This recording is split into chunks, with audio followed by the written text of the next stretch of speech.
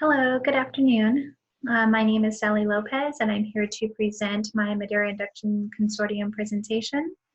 I want to start off by saying that I was a Madeira High School graduate.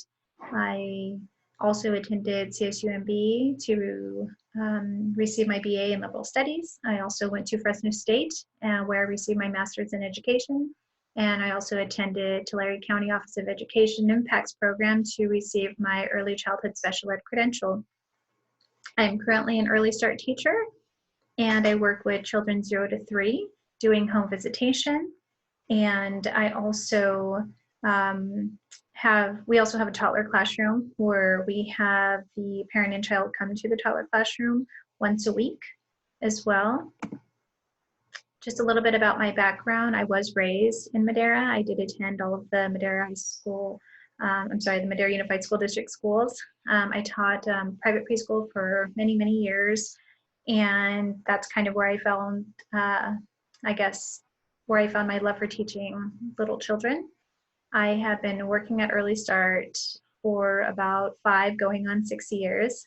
And just learning many new things working with these little ones. I'm also a campfire leader for children ages 5 through 7. I have a 7-year-old who really enjoys being in campfire, and so I took on that extra duty, but I enjoy doing it very much, just teaching the kids about serving their community.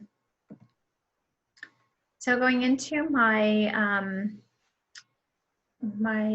presentation, I did do the early completion option, and here are my 2 goals that I'm going to be going over. And I feel that doing this, this data collection that I did with my students, I've grown as a teacher because I really struggled with how to understand the HELP, which is the Hawaii Early Learning Profile developmental assessment that is used with children who are 0 to 3 years of age. And it was a new assessment that we just received. So even though I feel like I still need improvement, I know how to carry out these various assessments now that the DRDP and the Battelle inventory as well. My ILP goal number 1 was just to strengthen my knowledge in atypical and typical child developmental milestones to meet the needs of infants and toddlers. And my goal was that students would be able to learn at least 3 new words with 85% accuracy, to recognize 2 familiar family members in photos or objects 2 out of 5 times a week, and to show growth in social emotional development in their developmental assessments, moving from one skill to the next, and this was in the DRDP assessment. And here are just a few pathways that I used to get there. I went to various conferences and trainings and attended various trainings on whether it was autism or hard of hearing, and also learned how to utilize the DRDP assessment so that way I can use them for pre and post tests in my data collection. I also gathered data collections of assessments. I revised lesson plans. I observed the children that I was observing, their behaviors in play in the toddler classroom, and also while they were in Migrant Head Start or even their private preschools as well. Took lots of anecdotal notes during my home visitations as well, and identified, parent concerns, documented those as well. So did I meet my goals as measured by the outcomes? I focused on 3 students. Student A, who was my EL student, who's also hard of hearing. My student B, the child seemed to just show a little more signs of autism, lining things up, repetitive behaviors, minimal language. Student C, he showed global delays, so there was lots of different delays in lots of areas: social, emotional, fine motor, language, adaptive skills, things like that. So I used the HELP assessment, and this was my pre-test. Currently, the student A was 12 months, student B was 27 months, and student C was 20 months, and this just kind of gives you an idea of where they scored at in the HELP assessment under their expressive, receptive, and social emotional. And in their post-test, this was their scores after. Again, this is when I assessed them to see how they did in March. and they did show some growth. However, I did notice that in receptive language, according to their age scores, they still were, this area was an area of concern. And I felt that maybe I, as a teacher, probably focused a lot more on that expressive language. And I usually tend to, I feel like when I'm in the home visits, trying to get them to increase their language, because usually that's the most parent concern is, you know, speech, language, and getting them to talk more. Whereas receptive language, parents usually tend to tell me, you know, they understand what's being said, but yet when it comes down to assessment, I noticed that they don't always understand really what's been asked, you know, what's been asked of them, or when you ask them to do certain thing, or bring them, have them bring you something. So this tends to be an area of concern, and I feel like I, as a teacher, need to kind of focus on that a little bit more and find more strategies to work with parents on that. Here is the DRDP pre-test on those same areas, expressive, receptive, and social emotional. And again, I scored them based on whether they're responding earlier, responding later. You'll see on the left, those are the areas of the domains. The post-test shows, you know, again, how they did.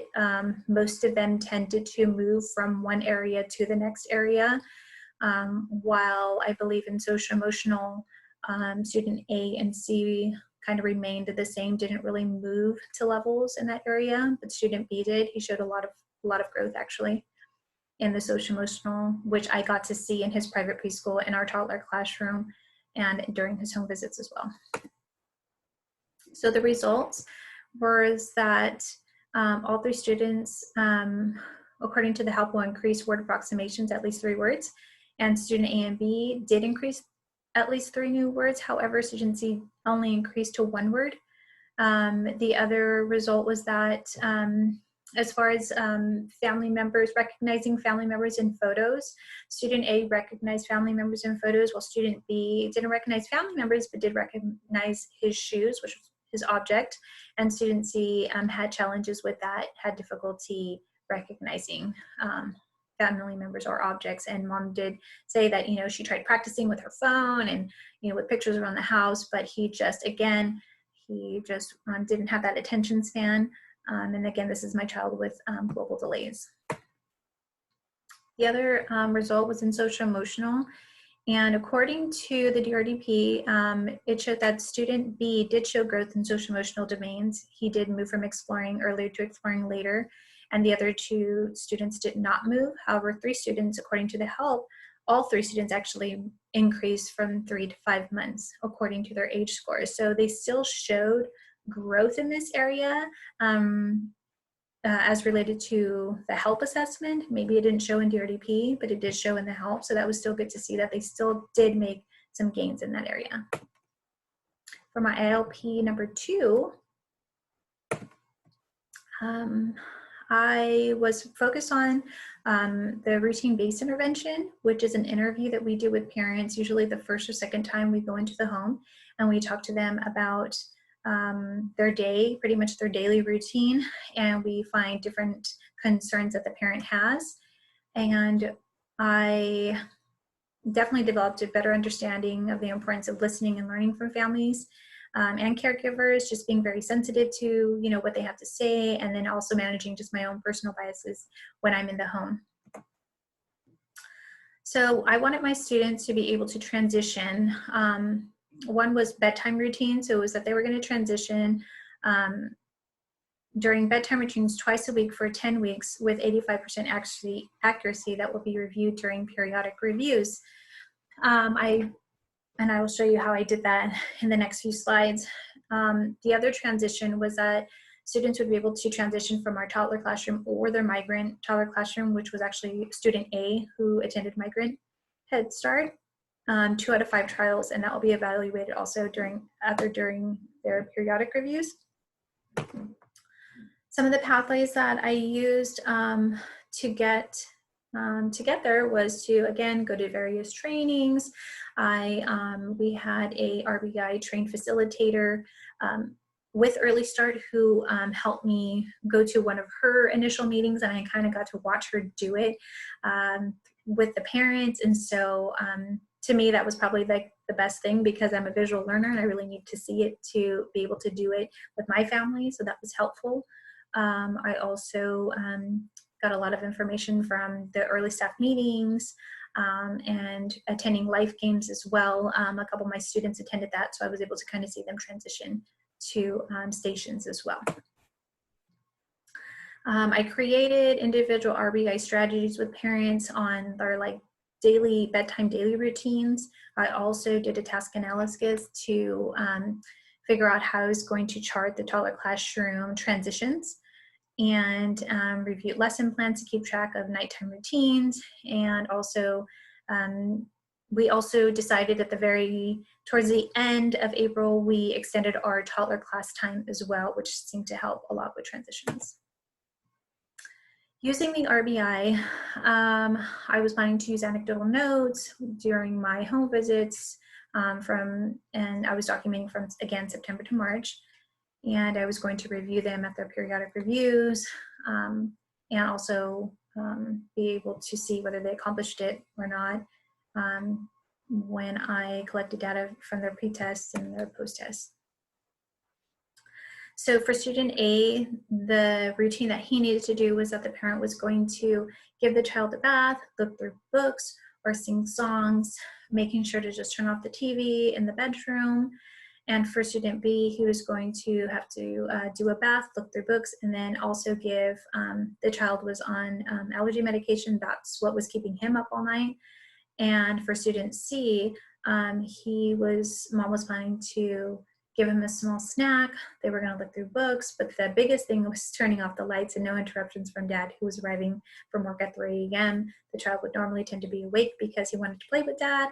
And the other thing was that he wasn't getting enough to eat at dinner time. He was eating really early and then just having a small snack. And so that was another thing that we kind of changed, that way he was able to sleep better. And mom also had to discuss with dad on coming in quietly and not turning in all the lights so the child could remain asleep as well. So they all have 3 different bedtime routines in order to have a good night's rest. This was my data collection for the weeks 1 through 10. And this is just the information that I got from the families, whether they got a 1 if they used 1 of the strategies, a 2 if they used 2, if they used 3 of the strategies, and 4 was that the parent was using all the strategies, but then the child was also getting 8 to 10 hours of sleep at night. And you'll notice by about, week 4, week 5, parents started to use more of those strategies, and they started to you can tell the kids started to get a lot more sleep. I know some kids still were going to bed really late and waking up a little bit earlier, so they weren't getting the full 8 to 10 hours, but yet still parents were really on top of using those strategies so they would get a better night's sleep. Did I meet my goals as measured by my outcomes? I did notice that by week 7, I know most of the kids were getting at least 8 to 10 hours of sleep. But then I also noted that parent A and B, I know that they reported that their kid was sick sometimes, and so that resulted in them not getting a very good sleep, or maybe they don't want to read that book and they didn't use all the strategies. And then for student C, they were in the middle of moving, so week 6 was a little bit hard for him to kind of get back on track on that sleep schedule because they were in the middle of moving homes, which is understandable. As far as my data collection for the classroom, again, I observed 10 class sessions, either in our toddler classroom or the Migrant Head Start, and I watch children to see how they transition from inside the classroom to outdoor play, which is usually sometimes very hard for kids. We use 4 different strategies: verbal, gesture, visual, or using an object in order to get them to go outside. This was my data collection for the toddler classroom or the Migrant Head Start. Most of my children had a very difficult time using verbal or gesture. One child who was my EL and also my hard of hearing, we were able to gesture, out to go outside, and he was able to follow to the door. Whereas really visual for my student A, really only needed to see this write-on card that Migrant Head Start would come in and carry the children from inside the classroom to outdoor. Immediately when the child saw that, he just ran to the door and immediately would be ready to go outside.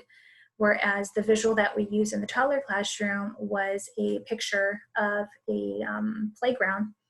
And many times we would do this for everything, transition to circle time or snack time and things like that. And those two students, student B and student C, they were able to transition from inside to outside by looking at that picture of that playground that we had. But really mostly they seemed to be more successful in using an object, whether it was a card from home that was like a specific something, you know, that they had from home that they would be placed in their hand and they would carry outside. Or again, student C, he usually used a ball.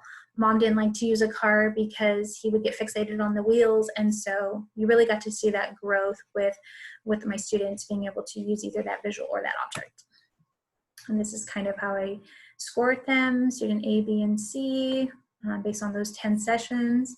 The results for transitioning from inside the classroom to outside showed that all 3 students were able to transition with a visual or an object, 2 out of 5 trials. I adjusted the object based on the child's interest and with the help of the parent support.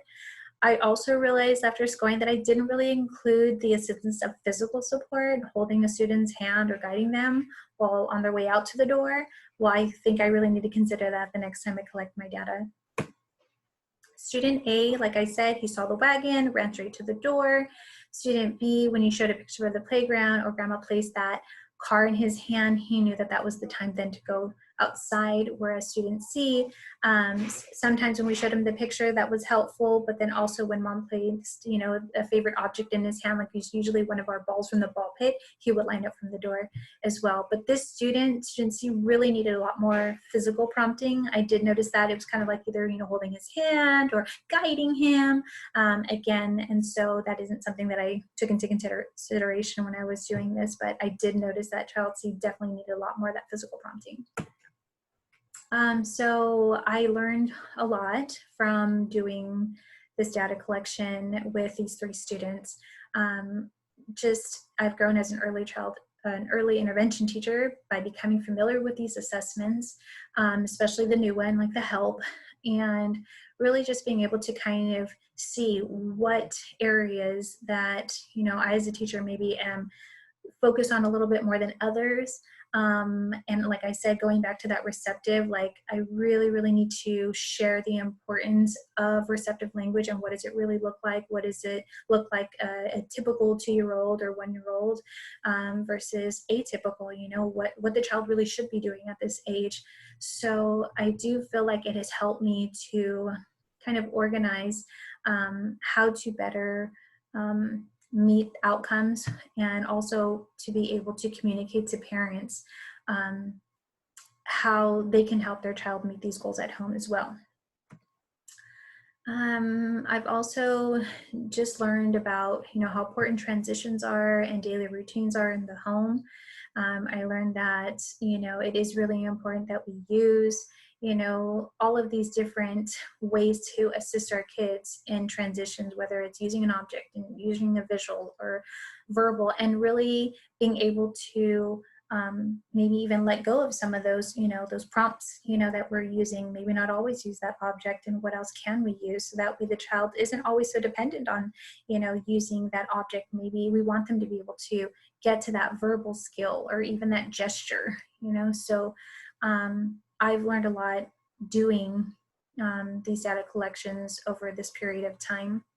And now I know kind of where I need to continue kind of focusing on as a teacher in the classroom, but then also as a home visitor as well, on how I can help families and my kids meet their next milestone.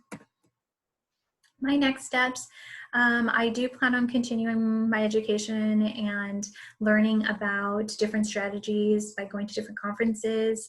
I want to learn to take more sign language classes because I do serve my caseload.